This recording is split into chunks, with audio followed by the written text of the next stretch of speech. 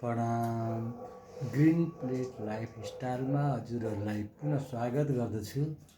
आदरणीय बुवा आमा तथा दाजुभाइ दिदीबहिनीहरू, हामी कसरी खानालाई नै औषधिको रूपमा प्रयोग गर्न सक्छौँ भन्ने कुरा यो भिडियोमा प्रयोग गर्दैछौँ।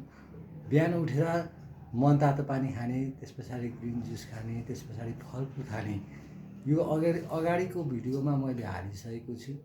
अब हजुरहरूलाई खानालाई कसरी औषधिको रूपमा प्रयोग गर्दछु भन्ने क्रममै म खानेकुरा कसरी खाने भनेर यहाँहरू समक्ष प्रस्तुत गर्न गइरहेको छु।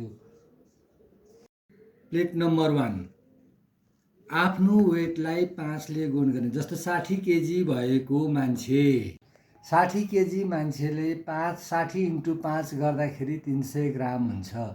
300 ग्राम सलादहरू, जस्तो सलाद खानुभन्दा अगाडि हरियो पत्ताहरू पनि प्रयोग गर्न सकिन्छ। आज हरियो पत्ता यहाँ मसँग भएन र यो चाहिँ हरियो पत्ता 10 ग्राम जति लगभग खाइसकेपछि, जस्तो धनियाँको पत्ता हुन्छ, अनि सिँगै खाने त्यो हरियै खाने सागहरू हुन्छ, त्यसको लागि धनियाँ प्रयोग गर्न सकिन्छ, मुलाको सागहरू प्रयोग गर्न सकिन्छ भने त्यस पछाडि हामीले यो ग्रिन लाइफस्टाइलमा हामीले सलादको रूपमा आफ्नो वेटलाई 5ले गुणन गरेर सलाद प्रयोग गर्न सकिन्छ।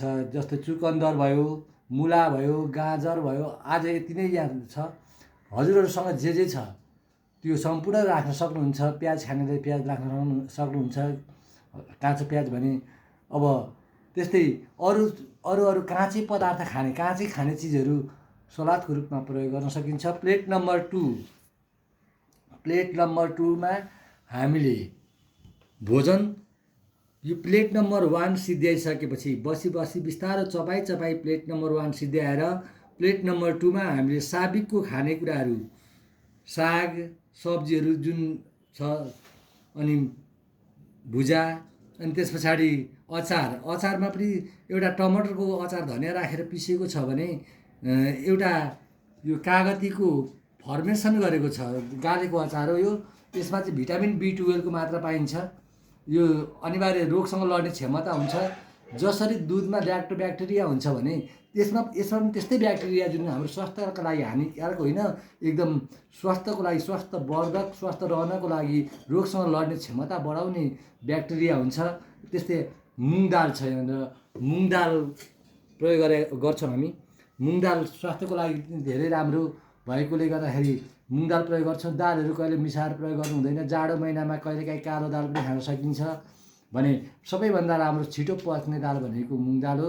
हजुरहरूले पनि यसरी नै प्रयोग गर्नु होला भन्दै बिदा लान्छु। प्रणाम। अर्को भिडियोमा आउने बाचा गर्दै बिदा। हस्त, प्रणाम।